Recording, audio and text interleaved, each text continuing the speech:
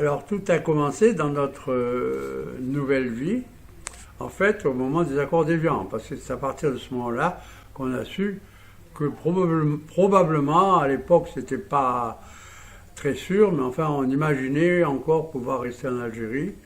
Il y avait des accords d'ailleurs qui ont été passés avec la France, comme chacun se rappelle.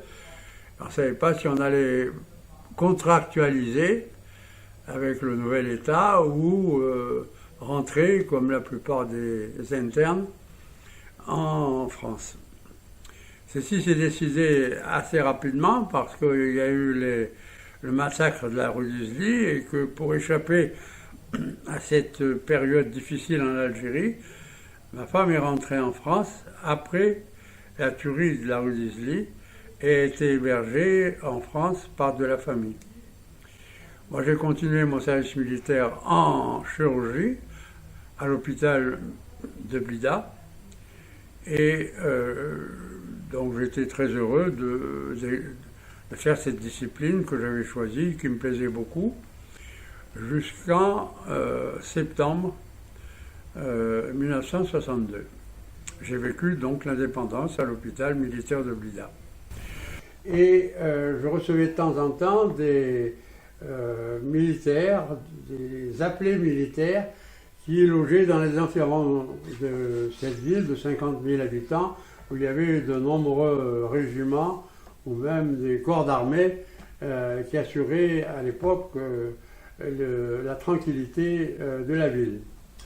J'ai ainsi reçu un jour, amené avec un cordon de police, plusieurs policiers, 2 militaires qui étaient gravement attaqués, qui avaient été gravement attaqués, selon le rapport policier. On recevait beaucoup de militaires. Quoi. Voilà, on recevait beaucoup de militaires à l'époque, donc ces 2 femmes, isolées à Blida, dans leur maison, avaient reçu, pour leur faire plaisir, ces 2 militaires. La police nous dit que ces militaires avaient été tous les 2 égorgés, l'un plus gravement que l'autre, et la police nous dit eh bien, les 2 femmes ont été tuées et les attaquants arabes, les félagas, ont pu se sauver. Et donc, nous sommes arrivés à la fin de la catastrophe et nous amenons les 2 blessés. Alors, je prends connaissance des 2 blessés, qui étaient 2 jeunes appelés militaires du contingent. Et l'un parlait encore difficilement, mais il arrivait à parler, et l'autre ne parlait plus, il était dans un état de choc prononcé.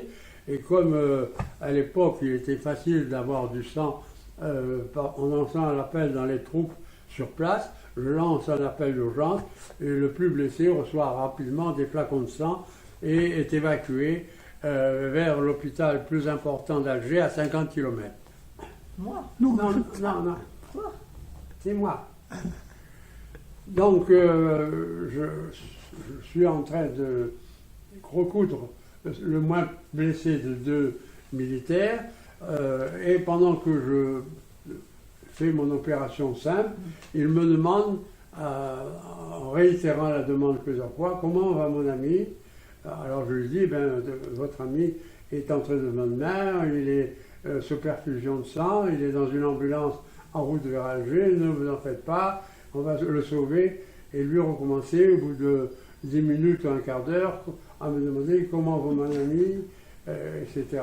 Et avant qu'on le mette en chambre, il a encore cette façon de me demander la vie, que devient son ami, est-ce qu'il est toujours vivant, et je n'avais pas compris, en fait. 2 mois après, à l'occasion d'un échange avec un de mes collègues médecin de l'hôpital d'Alger, je parle un peu de cette histoire et il me rappelle